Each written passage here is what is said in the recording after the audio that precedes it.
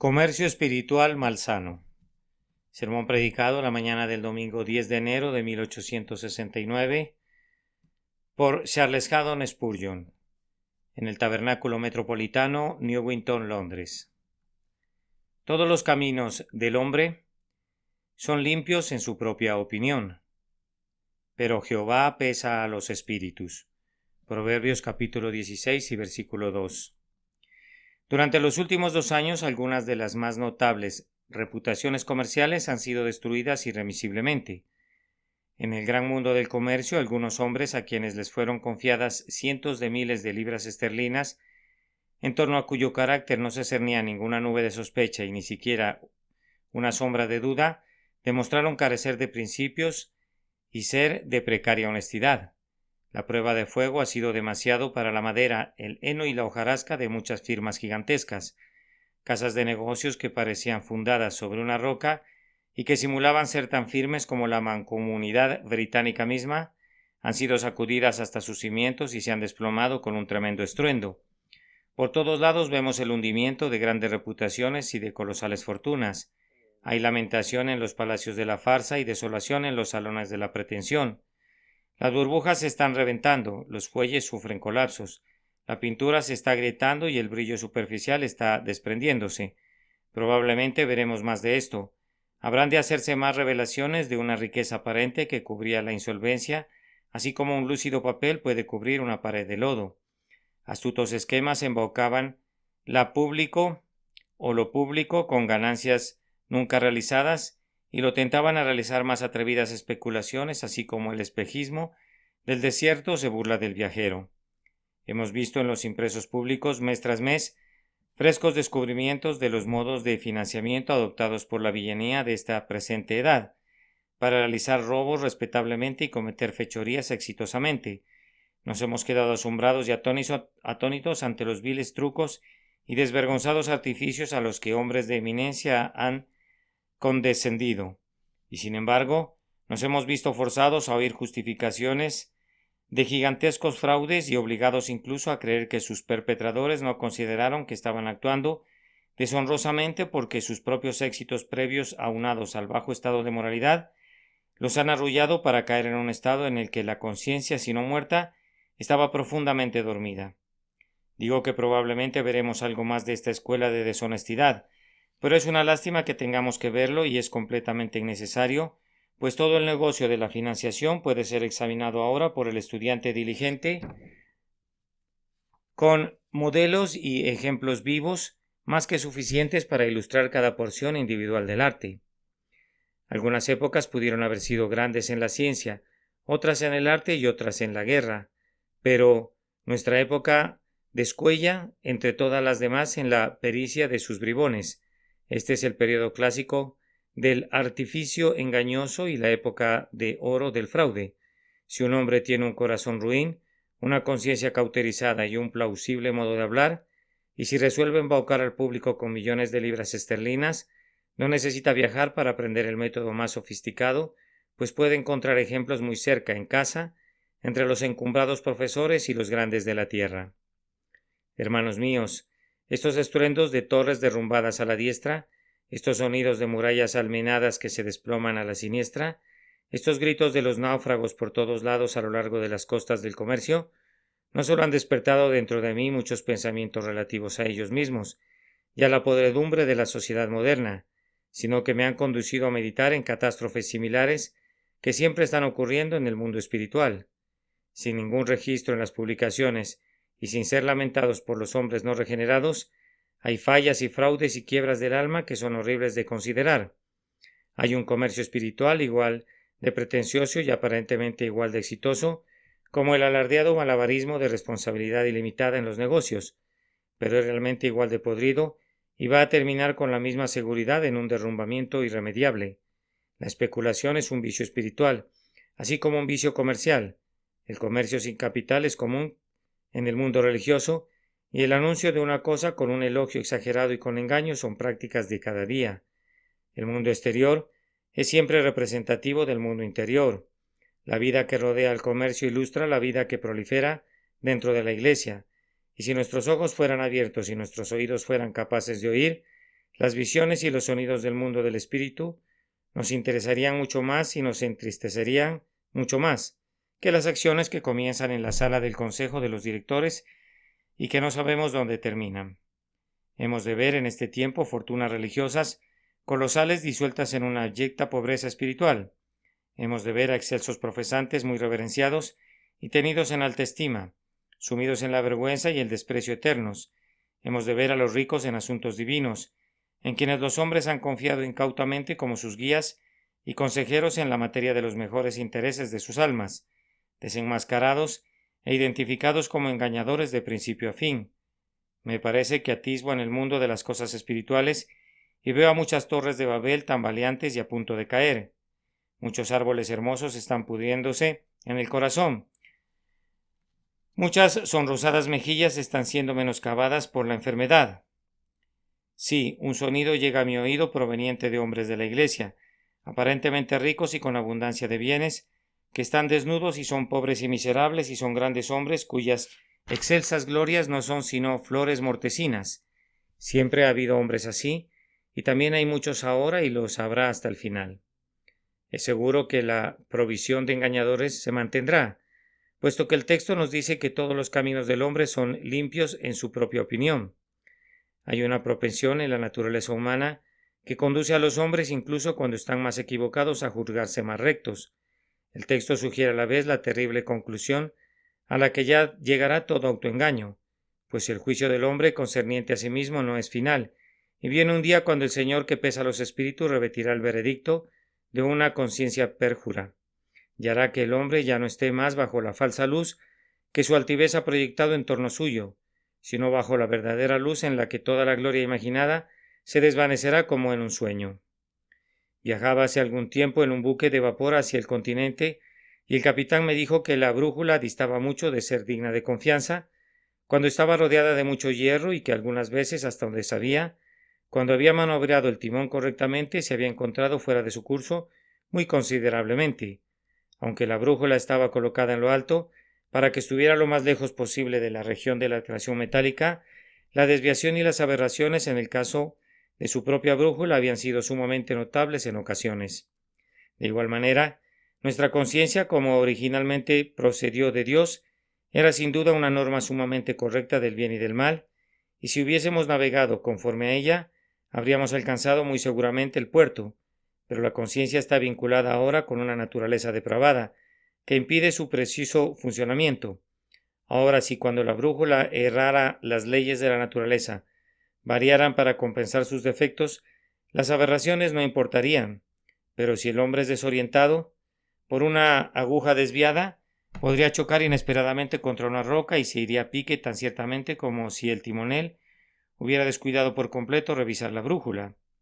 Así, si la ley de Dios pudiera ser moldeada para que se adecuara a los errores de nuestro juicio, podría no importar, pero las leyes permanecen siendo las mismas terca e inflexiblemente, y si nos desviamos del camino recto por causa de este falso juicio nuestro, no seremos menos culpables y descubriremos que nuestro destino no será menos que terrible. Pero esto, o más bien por esto, en verdad con una mayor vehemencia y sinceridad debido a ustedes y con un mayor quebrantamiento y humildad de espíritu por cuenta mía, esta mañana trato este asunto deseando hablar con diversas clases de personas entre ustedes, exhortándolos a no dejarse halagar por sus propias concepciones de su posición, para no salirse del curso en el que deberían maniobrar y suplicándoles que recuerden que, sin importar cuán bien puedan adularse ustedes mismos con la idea de que su camino es recto y claro, el inevitable día del juicio vendrá a acabar con todos los engaños por placenteros que sean. Comerciantes espirituales, les hablo a ustedes en este día para recordarles la gran auditoría que se aproxima y para advertirles que no hagan un hermoso espectáculo por un tiempo, terminando al final en una colisión. Estoy seguro que hay mucho comercio espiritual por todas partes y para salvarlos de eso le pido al Espíritu Santo que me ayude a hablar de manera clara y escudriñadora en esta mañana. Pretendo, con la ayuda de Dios, aplicar el texto a diferentes tipos de personas. Nos esforzaremos por ser prácticos a lo largo del sermón, enfatizando para cada uno de ustedes la verdad vital con gran denuedo. Los caminos de los hombres abiertamente malvados son limpios en su propia opinión, pero Jehová pesa sus espíritus. A primera vista, esta declaración pareciera ser precipitada. ¿Pudiera ser que el borracho, el blasfemo, el quebrantador del día de guardar, sean limpios en su propia opinión? Salomón era un profundo estudioso de la naturaleza humana y pueden estar seguros de que cuando escribió esta frase sabía lo que escribía. Los mayores conocedores de la humanidad les dirán que la justicia propia no es un pecado peculiar del virtuoso, sino que, muy sorprendentemente, florece donde parecería que hay un suelo menos propicio para él.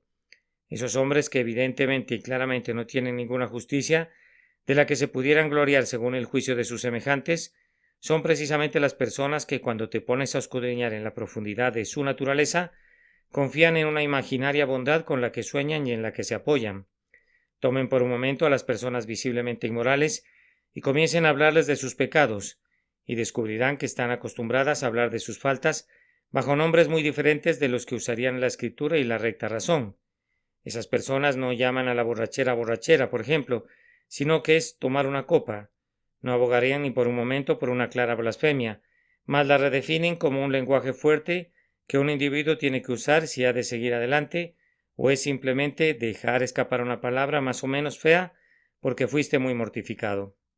Ellos disfrazan al vicio del placer, etiquetan la inmundicia como alborozo, su suciedad como atolondramiento, hablan de sus pecados como si no hubiera una gravedad en ellos, siendo solo bagatelas ligeras como el aire, y si estuvieran mal del todo son temas para el látigo hecho de plumas, del ridículo más que para el azote de la condenación. Además, la mayoría de ellos argumentará que no son tan malos como los demás. Hay un punto especial en su carácter en el cual no se adentran tan lejos como algunos de sus semejantes, y este es un punto grandioso y un vasto consuelo para ellos. Confiesan que son pecadores sin querer decirlo ni por un instante, y si llegaras a puntos específicos y a detalles, si tienen una disposición honesta, ellos retrocederán paso a paso, admitiendo falta tras falta hasta llegar a un punto particular donde se plantan con virtuosa indignación. Aquí estoy exactamente más allá de toda censura, incluso aquí merezco una alabanza. Hasta aquí ha llegado mi pecado, pero cuán completamente sano de corazón he de ser, que no he permitido nunca que avance más allá. Esta frase jactanciosa es frecuentemente tan singular y misteriosa en su sentido que nadie sino el hombre mismo puede ver alguna razón o consistencia en ella, y el satírico que dispara en contra de la necedad, cuando ésta vuela, encuentra abundantes blancos para sus flechas. Sin embargo, para ese hombre detenerse allí es la cláusula salvadora de su vida. Mira eso como la tabla de salvación de su carácter. La mujer cuyo carácter ha desaparecido desde hace mucho tiempo, pero que se jacta de que hay un límite para su libertinaje, lo cual es un mérito en su estima, amerita lo suficiente para hacer que todos sus caminos sean limpios en su propia opinión. Además, los peores hombres conciben tener algunas excelencias y virtudes que, si bien no espían lo suficiente por sus faltas, por lo menos disminuyen grandemente la medida de culpa que les debería ser asignada. El hombre es un derrochador, pero amigo, él siempre fue franco y no ha sido enemigo de nadie excepto de sí mismo. El hombre, es verdad, maldeciría a Dios, pero entonces bien se trata de un simple hábito. Siempre fue un joven impertinente, pero no tenía intención de hacer daño, y además nunca fue tan mentiroso como fulano de tal, y en verdad despreciaba decir una mentira sobre cualquier asunto de negocios. Otro ha engañado a sus acreedores, pero era un hombre tan simpático, y aunque el pobre individuo nunca pudo llevar las cuentas o administrar asuntos de dinero, siempre tenía una buena palabra para todo mundo. Si el hombre inmoral se sentara para describir su propio carácter y convocara toda la parcialidad de la que es capaz, diría: soy un triste perro en algunos aspectos, sembrando muchísima avena silvestre, pero tengo un buen carácter de trasfondo que sin duda se manifestará algún día, de tal forma que mi fin será brillante y glorioso a pesar de todo. Ese último punto que sugerí es muy frecuentemente la justicia de los hombres que no tienen otra. Es decir, su intención uno de estos días es enmendarse y mejorar mucho. Para compensar la presente pobreza de justicia, sacan un crédito para el futuro. Sus promesas y resoluciones son una suerte de papel moneda, con el cual se imaginan que pueden comerciar durante toda la eternidad. ¿No se hace esto a menudo en los negocios? Dicen, un hombre que no tiene un ingreso en el presente puede tener un interés hereditario en una propiedad. Recibe anticipos sobre ello. ¿Por qué no habíamos de recibirlo nosotros? El pecador notorio tranquiliza así su conciencia, demasiado predispuesta con el cuadro imaginario de su enmienda y arrepentimiento futuros, y comienza a sentirse meritorio y desafía todas las amenazas de la palabra de Dios. Yo podría estar hablándoles a algunos para quienes estas observaciones son muy aplicables. Y si es así, ruego que sean conducidos a pensar seriamente. Persona que me oyes, tú has de saber, o al menos unos cuantos momentos sobrios de reflexión te harían saber, que no hay ninguna verdad en las súplicas, excusas y promesas con las que aquietas ahora tu conciencia. Tu paz está cimentada en una mentira y es sostenida por el padre de las mentiras, mientras continúes quebrantado o quebrantando temerariamente las leyes de Dios en tu vida ordinaria, y complaciéndote en el pecado, tú estás bajo la ira de Dios con toda certeza, y estás atesorando ira para el día de la ira, y cuando la medida de tu iniquidad esté colmada, entonces recibirás la terrible recompensa de la transgresión. El juez de toda la tierra hará la paga efectiva en relación a tus vanas pretensiones, que ahora embrutecen tu conciencia. Él no es un hombre que pueda ser halagado como tú le halagas, y te engañas a ti mismo. No tendrías la impertinencia de decirle a él tus excusas. Te atreverías a arrodillarte ahora para hablar con el grandioso Dios del cielo y decirle todas cosas buenas con las que estás emparejando ahora tu camino hacia abajo. Espero que no hayas llegado a un declive tan descarado como ese, pero si lo has hecho, permíteme recordarte esa segunda frase de mi texto. Jehová pesa los espíritus. Una báscula justa y verás será empleada contigo en breve. Cuando el Señor pone a personas como tú en la balanza, no habrá ninguna necesidad de demoras. La sentencia será pronunciada de inmediato y no habrá apelación para esa sentencia. Pesado has sido en balanza y fuiste hallado falto. Entonces, mi querido oyente, cuando esa conciencia tuya despierte, ¿cómo te atormentará? Está dormida ahora, drogada por los opiáceos de tu ignorancia y tu perversidad, pero se despertará pronto como un gigante refrescado con vino nuevo, y entonces con fuerza y furia impensadas antes derribará el templo de tu paz junto a tu oído, así como Sansón mató a los filisteos.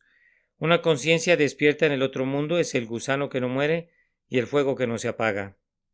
Oh señores, es algo terrible ser entregado a la propia conciencia de uno cuando esa conciencia está listada en el lado correcto. Los viejos tiranos tenían a sus terribles verdugos con sus frentes cubiertas con máscaras sombrías y llevando la brillante y refulgente hacha. Los antiguos inquisidores vestían a sus allegados con túnicas de extrameña y capuchas desde cuyos resquicios brillaban intensamente sus fieros ojos como lobos. Pero no hay atormentadores, no, ni demonios del infierno que comprueben ser más terribles para un hombre que su propia conciencia cuando su látigo está tejido con la verdad y pesado con honestidad. ¿Alguna vez deletrearon las letras quemantes de esa palabra remordimiento? En las entrañas de esa sola palabra yace el infierno con todos sus tormentos.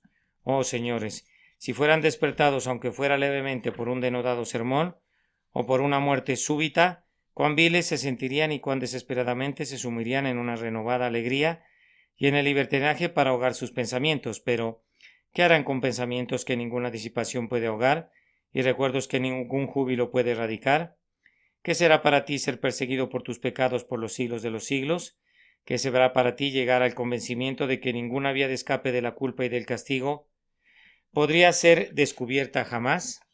Oh, ustedes que sueñan engañosamente que el camino ancho a la destrucción es el sendero que se remonta a la bienaventuranza celestial.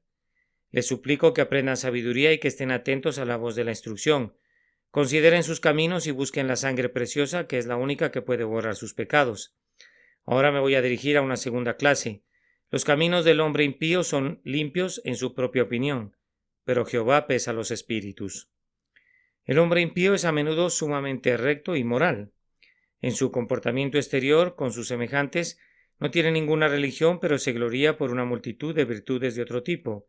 Es tristemente cierto que hay muchos que proyectan afabilidad, pero que sin embargo son poco amables e injustos con el único ser que debería recibir su mayor amor y que debería ser respetado por ellos en su conducta primero que todo. Cuán a menudo me he encontrado con el hombre impío que ha dicho ¿me hablas de temer a Dios? Yo no lo conozco ni lo respeto, pero soy mucho mejor que aquellos que lo hacen. Algunas veces dirá yo considero tu religión como una mera farsa. Considero que los cristianos están constituidos por dos clases, canallas y necios. O son embaucados por otros, o de lo contrario están engañando a otros por intereses propios. Tu plática acerca de Dios, amigo, es pura charla insincera. Con referencia a algunos de ellos te concedo que no es precisamente eso, pero en este caso tienen muy escaso cerebro para ser capaces de descubrir que están engañados. Sin embargo, Tomando el asunto como un todo, todo es un asunto sin sentido, y si la gente se comportara con sus vecinos como debería y cumpliera con su deber en la esfera de su vida, eso bastaría. Sí, y hay en esta ciudad de Londres miles y cientos de miles que piensan que esto es una buena lógica y que abren sus ojos con asombro si por un solo instante suponen que están contradiciendo su declaración de que un estilo de vida así es el mejor y el más recomendable. Y sin embargo, si pudieran pensar, nada podría ser más malsano que su vida y su supuesta excelencia. Aquí tenemos a un hombre creado por su Dios, quien es colocado en medio de sus semejantes. Las criaturas ciertamente. El primer deber que tienen es hacia su Creador. Su vida depende enteramente de la voluntad de ese Creador. Tiene que ser su primer debate, o más bien deber, tener respeto a aquel en cuyas manos está su aliento. Pero este hombre no solamente rehúsa ser obediente a la ley de su Creador y respetarlo en sus acciones diarias, sino que acude a sus vecinos, que son simples criaturas como él mismo, y les dice: voy a tenerle respeto a ustedes, pero no a Dios. Voy a obedecer cualesquiera leyes que me obliguen en mi relación con ustedes, pero no voy a considerar ninguna ley que contemple mi relación con Dios, excepto para ridiculizarla y burlarme de ella. Seré obediente con cualquiera excepto con Dios. Haré lo recto con cualquiera excepto con el Altísimo. Tengo un sentido de lo bueno y lo malo, pero restringiré su acción para mis semejantes, y ese sentido de lo bueno y lo malo lo voy a borrar por completo cuando se trate de mi relación con Dios. Ahora, si no hubiese ningún Dios, este hombre sería muy sabio, pero como hay un Dios que nos creó, que vendrá ciertamente sobre las nubes del cielo para llamar a cada uno de nosotros a rendirle cuentas por las cosas que hemos hecho en el cuerpo, ¿cuál creen ustedes que será la sentencia dictada para este siervo infiel? ¿Se atreverá a decir a su rey: yo sabía que tú eras mi hacedor y mi señor, pero consideré que si servía a mis consiervos eso bastaría? Sabía lo que era bueno para ellos, pero no consideré hacer nada que fuera recto para contigo. La respuesta será: siervo malo e infiel. Sabías lo que era bueno y lo que era malo, y sin embargo para conmigo, teniendo el primer derecho sobre ti, has actuado injustamente, y aunque estabas dispuesto a inclinar tu cuello ante los demás, no quisiste entregarte a mí. Apártate de mí, no te conozco. Tú no me conociste, yo tampoco te conozco. Te peso en la balanza y te encuentro completamente reprobado. Eres echado fuera para siempre. Oh, hombre impío, que esta advertencia, si estás aquí esta mañana, resuene en tu corazón, así como también en tus oídos. No desafíes más a tu Creador o vivas en negligencia con Él, sino di: me levantaré e iré a mi Padre. Confesaré que lo he olvidado y lo he despreciado, y buscaré la paz por medio de la sangre de Jesucristo. Además, voy a dirigirme a otra clase de personas. En todas las épocas de la Iglesia y especialmente en este tiempo, hay numerosas personas que son religiosas exteriormente, pero cuya religión termina allí. Ahora nos parece sorprendentemente extraño a algunos de nosotros que un hombre esté actuando corruptamente, que esté viviendo perversamente y sin embargo que piense que sus caminos son limpios porque recibe un sacramento o asiste a cierto lugar de adoración. He de confesar que para mi mente esto parece un fenómeno muy extraño, que existan hombres de inteligencia en este mundo que saben que su conducta es completamente censurable y sin embargo que se sienten perfectamente tranquilos porque han observado diligentemente un ritual preferido, como si inclinarse y hacer ruidos o cantar o gemir pudieran ser sustitutos de la santidad de corazón. Miren al fariseo y díganme si no es un portento moral. Devora las casas de las viudas y está listo para cazar todo lo que le venga a mano. Es un hipócrita detestable, pero el hombre está perfectamente tranquilo porque ha extendido los flecos de sus mantos. Ayuna 2 veces a la semana y cuela el mosquito del vino que bebe. Está muy contento consigo mismo y todos sus caminos le parecen rectos, tan rectos en verdad que otros hombres que son mejores que él reciben su desprecio cuando pasa junto a ellos, temeroso de que se interpongan entre el viento y su nobleza. Da gracias a Dios porque no es como los demás hombres, cuando hasta donde podemos juzgar ustedes y yo, él está 10,000 brazas más hundido en la tenebrosa condenación por su carácter horriblemente hipócrita. Sin embargo, hermanos, alguna forma u otra de esto es muy común. Todos los caminos de un hombre son limpios para él una vez que ha adoptado la idea de que la religión ceremonial o la conversación religiosa o la profesión religiosa pueden compensar por el pecado moral. Hermanos, este mal podría infiltrarse incluso entre nosotros. No seamos tan veloces en condenar al fariseo cuando tal vez el mismo pecado puede contaminar nuestras propias almas. He conocido a un hombre que era considerado como un firme calvinista que creía en toda alta doctrina, pero que vivía una vida muy corrupta.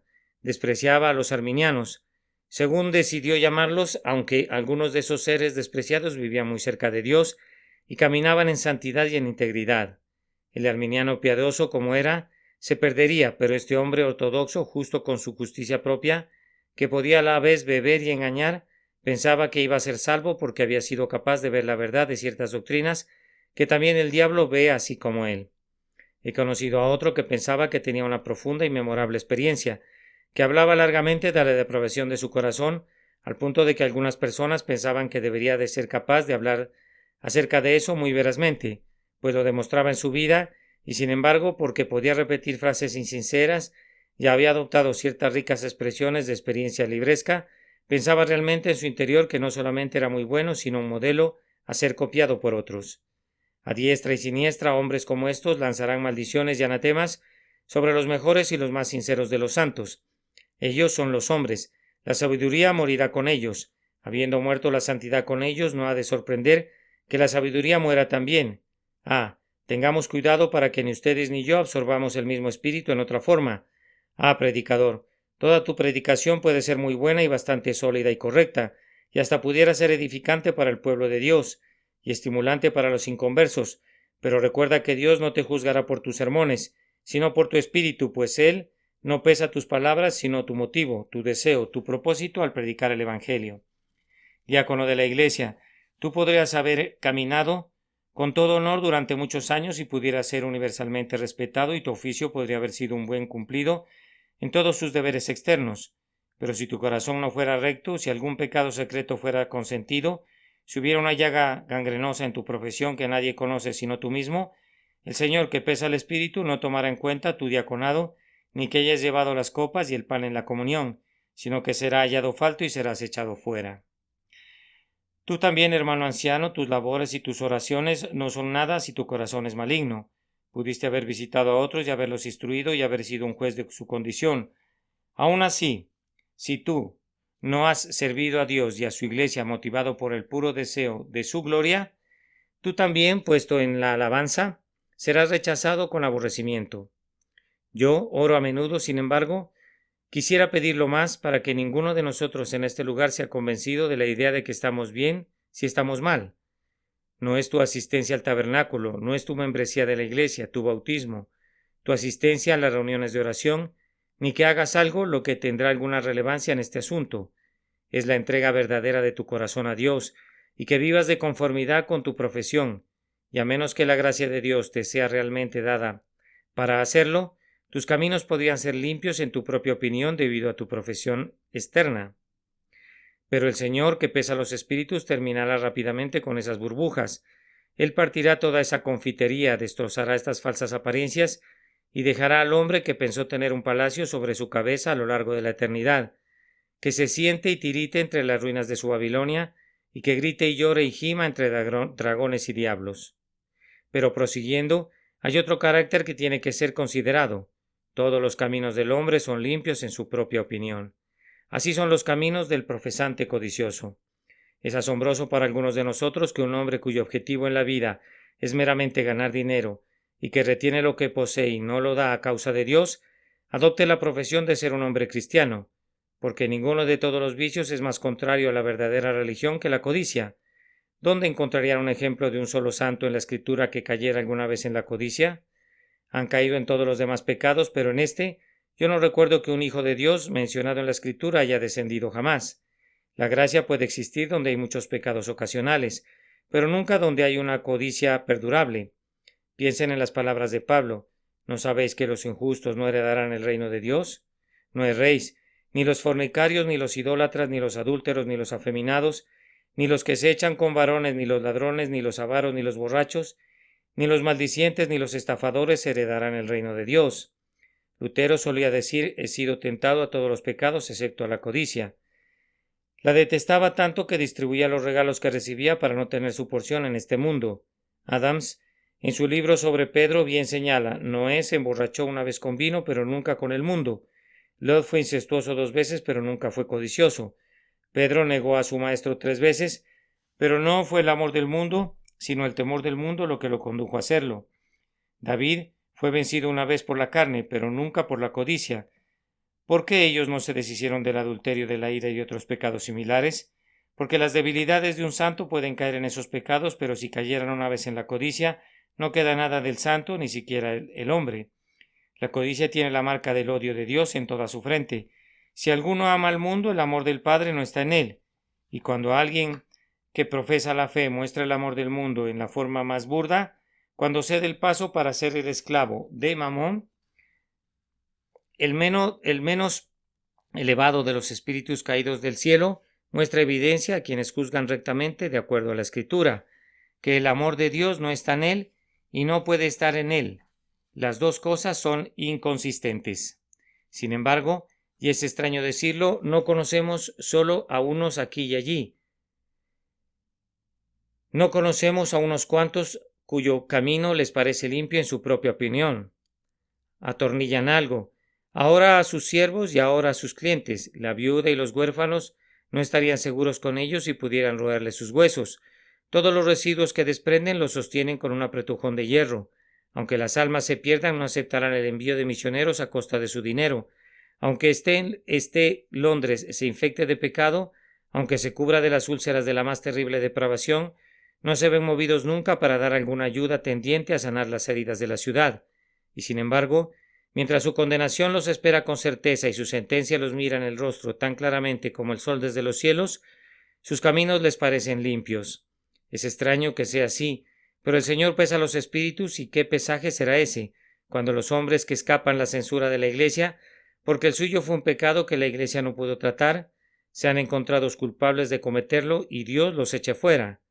Vanas van a ser sus pretensiones de que comieron y bebieron en la casa de Dios, pues la respuesta vendrá: tuve hambre y no me disteis de comer, tuve sed y no me disteis de beber, estuve desnudo y no me cubristeis, enfermo y en la cárcel y no me visitasteis. En verdad os digo, nunca os conocí.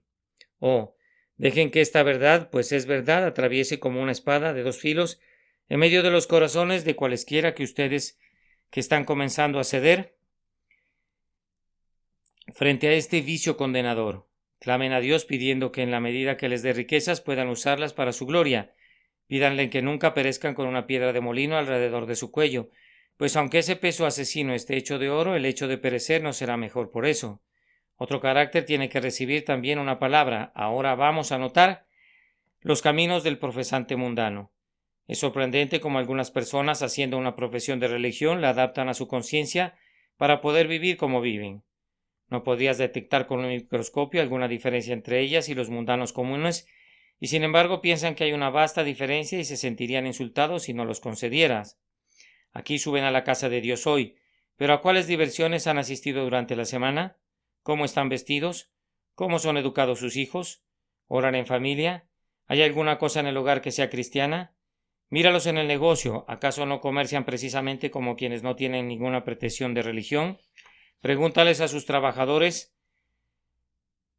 Simplemente ve y obsérvalos. Mira si no pueden decir blancas mentiras igual que los demás, si no son para todo el mundo como las demás personas inconversas y no regeneradas, así como dos guisantes son semejantes el uno al otro. Sin embargo, sus caminos les parecen muy limpios, en verdad muy limpios, y su conciencia no los turba de ninguna manera. Solo tengo esta palabra que puedo decir con todo afecto a esas personas, deseando sinceramente que puedan ser arrebatados de este fuego. Jehová pesa los espíritus. Él conoce nuestra vida entera. No nos juzgará sin libro. Cuando vengan a la rendición de cuentas, no será como un juez que tiene que enterarse de los hechos. Vendrá el juicio final habiendo visto con esos ojos de fuego los pensamientos secretos, los sentimientos privados de nuestra vida. Todos nosotros podríamos decir: Dios, sé propicio a nosotros, pecadores, pero Dios, sálvanos especialmente de ser como los impíos. Una palabra más todavía, y esta está dirigida a todos los profesantes aquí presentes. Más o menos es una solemne palabra concerniente a los caminos de los rebeldes, libres de temores. ¿No saben, hermanos y hermanas, que muy a menudo nuestros caminos no parecen muy limpios cuando no lo son? O sea, nos parecen muy limpios cuando no lo son. Yo he aprendido por experiencia de manera muy dolorosa para mi propia alma que no estoy calificado en lo más mínimo para juzgar mi propia salud espiritual.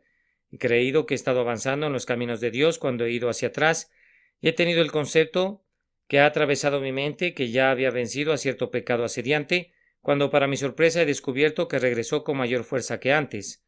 Compañero profesante, tú podrías estar caminando en este momento muy rectamente según lo crees, y seguir adelante muy bien y confortablemente, pero déjame hacerte unas cuantas preguntas. ¿No estás dedicando menos tiempo a la oración en privado de lo que solías dedicarle? ¿No lo haces apresuradamente? ¿No la omites por completo algunas veces? ¿No sales frecuentemente de tu aposento sin haberle hablado a Dios realmente, habiendo cumplido con el formalismo solo para aquietarte a ti mismo? Tu camino podría parecer limpio, pero no es malo cuando el propiciatorio ha sido descuidado. ¿Qué me dices de tu Biblia? ¿La estás leyendo como solías hacerlo y son sus promesas tan dulces para ti? ¿Se desprenden las promesas de la página de la Biblia y hablan contigo? Oh, pero si tu Biblia es abandonada, hermano mío, podrías ser tan diligente asistiendo a la casa de Dios como solías hacerlo, pero ¿no es el tuyo un triste estado de descomposición? Déjame acercarme más. ¿Hay la vitalidad en torno a tu profesión que solía haber? Hay algunos en esta casa esta mañana que si pudieran hablarte dirían que cuando para su gran dolor cayeron en pecado fue porque poco a poco su piedad comenzó a perder su fuerza y poder de vida. Han sido restaurados, pero sus huesos todavía les duelen allí donde fueron quebrados, y estoy seguro de que les dirían a sus hermanos: cuídate de permitir que el Espíritu de gracia se evapore, por decirlo así, gradual y lentamente. Vigila cuidadosamente sobre eso, para que, sentado sobre tu sedimento, y no siendo vaciado de vasija en vasija, te vuelvas pronto carnalmente seguro y posteriormente caigas en el pecado cometido. Yo les pregunto a algunos de mis hermanos aquí y hago la pregunta porque yo me he hecho la pregunta sobre mi propia alma y la he respondido bañado en lágrimas. ¿No pudiera ser que algunos nos estemos volviendo de corazón endurecido con relación a la salvación de nuestros semejantes? ¿No amamos menos ahora de lo que solíamos a quienes claman a nosotros: pasa y ayúdanos? ¿No pensamos que nos estamos volviendo santos experimentados? ¿No somos los pobres pecadores que solíamos ser antes? ¿No nos acercamos con un corazón quebrantado al propiciatorio como lo hacíamos antes? Comenzamos a juzgar a nuestros hermanos cristianos y los tenemos en mucho menos consideración de la que les teníamos antes. Cuando solíamos casi amar el terreno que pisaban los santos del Señor, considerando que éramos menos que nada ante sus ojos. Ahora, si ese fuera el caso en otros, que se están volviendo altivos o que se están enfriando o volviéndose duros de corazón, deberíamos decir de ellos que se encuentran en un grave peligro. Pero, ¿qué hay con nosotros si ese fuera el caso con nosotros? En lo que a mí respecta, me da horror subir a este púlpito meramente a predicarles porque la hora ha llegado y porque debo completar una hora de predicación o una hora y media de adoración. Me da horror convertirme en una simple máquina de predicación, sin que mi corazón y mi alma sean ejercitados en este solemne deber, y me da horror por ustedes, mis queridos amigos, que me oyen constantemente. No vaya a ser una mera pieza de pasar el tiempo, que ustedes estén en sus asientos en ciertos momentos en la semana y se sienten allí y oigan pacientemente el estrépito que mi ruido produce en sus oídos. Hemos de tener piedad vital, y su vitalidad tiene que ser mantenida, y la fuerza y la energía de nuestra religión debe continuar incrementándose día con día, o de lo contrario, aunque nuestros caminos parezcan ser muy limpios, el Señor pesará pronto nuestros espíritus para nuestra confusión eterna. Saben ustedes que para su pueblo el pesaje divino en disciplina paternal es trabajo rudo, pues puede poner el alma en una balanza para nuestra propia conciencia, y cuando nosotros pensamos que pesa libras, Él puede revelarnos que ni siquiera llega a dracmas. Allí está, dice Él, mira lo que quieres, y comienza a correr el velo del engreimiento y vemos la repugnancia y la falsedad de nuestra naturaleza y nos quedamos completamente pasmados. Oh, tal vez el Señor haga algo peor que eso. Permite que nos venga una tentación cuando no la esperemos, y entonces el mal hierve dentro de nosotros, y nosotros, que pensábamos que ya estábamos junto a los querubines, nos descubrimos casi semejantes a los demonios, sorprendidos también que tal bestia salvaje hubiera estado dormitando en la madriguera de nuestros corazones, mientras debimos haber sabido que siempre estuvo allí, y debimos haber caminado humildemente con Dios y habernos vigilado y guardado a nosotros mismos. Tengan la seguridad, amados, que las grandes caídas y el terrible daño nunca llega a un cristiano de inmediato, sino que es un proceso lento y gradual, y tengan la certeza también que pueden deslizarse sobre las apacibles aguas del río sin soñar nunca que el Niágara está más allá y, sin embargo, podrían estar apresurándose hacia esas cataratas. Una terrible colisión podría sobrevenirle todavía al más elevado profesante entre nosotros, que hará que el mundo resuene con blasfemia contra Dios, y que la Iglesia resuene con amargas lamentaciones debido a que los fuertes han caído. Dios guardará los suyos, pero ¿qué tal si resulta que yo no soy de los suyos? Él guarda los pies de sus santos, pero ¿qué pasa si dejo de vigilar y mis pies no son guardados, y resulte no ser un santo suyo sino un mero intruso en su familia, y un pretendiente a tener lo que nunca tuve? Oh Dios, por medio de Cristo Jesús, líbranos de esto a cada uno de nosotros. De haber tenido tiempo, tenía el propósito de hablar en relación al séptimo y último carácter, es decir, los caminos del hombre engañado. Hay sin duda muchas personas en el mundo que nunca descubrirán que sus caminos, que consideraron que eran muy limpios, eran malos, hasta no entrar en el otro mundo. Hay algunos hombres que son cristianos en todo excepto en esto, que no tienen verdadera fe en Jesús. Hay otros que aparentemente son salvos, pero que nunca han nacido de nuevo realmente. Hay muchos que lo tienen todo excepto la única cosa necesaria, y que piensan que tienen eso, y persuaden a sus semejantes que tienen eso. Sería difícil decir cuán cerca puede llegar un hombre de ser cristiano y sin embargo perderse de la salvación, pero ciertamente puede llegar tan cerca que nadie, ni siquiera los ángeles de Dios, serían capaces de explicar la diferencia entre él y un alma salvada, pues únicamente Dios discernirá la diferencia cuando venga a pesar los espíritus.